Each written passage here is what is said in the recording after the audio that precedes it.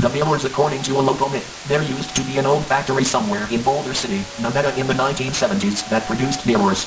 Somewhere in the factory, in a special room or closet, they kept a unique selection of mirrors.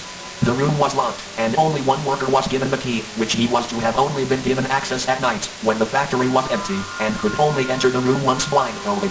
Following a series of ropes and strings to help guide the worker, they would then sometimes take new mirrors that were freshly made, and put them into the room. Usually the story switched up from the person who told it, as to what those mirrors contained, and why they were being stored in a room. For what cause? Some say they were being stored there for use of the mafia to get rid of their enemies, with demons, ghosts, whatever kind of dark magic the mirrors had.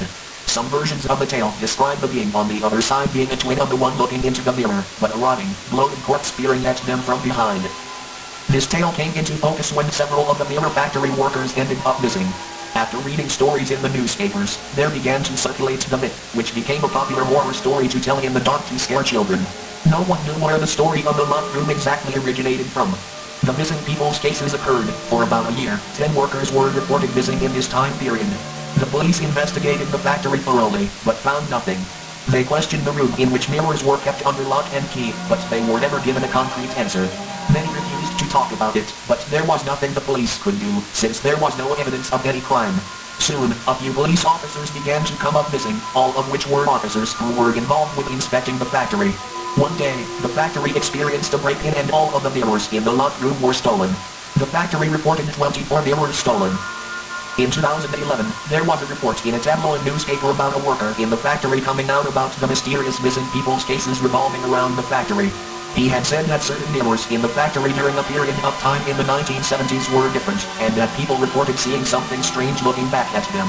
In the interview, he stated that this was unusual, and had only occurred off and on throughout the spring, summer, and fall of 1976. It was rumored that he had guessed a shipment of one of the coating materials was lost, and replaced with something unusual. The non-toxic silver coating that was usually applied seemed different than the usual coating layer during 1974, though he did not comment on it at the time. The tabloid was from a mostly joke newspaper which dealt with supernatural occurrences. Last year, I had the incredible luck of tracking down the worker, whose name I will not write down for privacy concerns. Located in a small house somewhere in Sedona, Arizona, he lived by himself and was very eager to speak with me regarding the mirror factory. He invited me in with a cup of tea and sat me down in the living room. You should know I am the only one who has spoken about this deal publicly. All of the other workers were so unfazed by the whole hocus pocus thing. I was friends with Underscore, the one who had the key into the room where the mirrors were kept. He is also the one who stole the mirrors. He stole them because he was convinced he knew what was going on and that he was next. He saw the thing in the mirror, and he was through, quit the job and took the mirrors with him. I met with him not long after he quit. By this time he was just about losing his mind, closed all his windows, kept locks on all the doors. He wasn't making much sense, and a few days later disappeared completely. Once the cops seized his apartment, all the stuff went up for bid. I went to the auction, and saw the mirrors up there. I should have bought them all, but I didn't. I bought one. I don't know what for, curiosity I guess. Still after all these years haven't had the guts to look into it, I mean really look into it. At the auction as soon as I bought the sucker I covered it up with a blanket, stuck it in the basement. There was just some thrill about owning something with such a story connected to it, you know? I asked to see the mirror. He reluctantly agreed to let me see where he kept it. I offered to buy it. He refused at first, but when offered $3,000 he fetched it over. There was no knowing whether or not I had just thrown the cash to the fire, but it was something that had interested me for years, ever since hearing the stories as a child.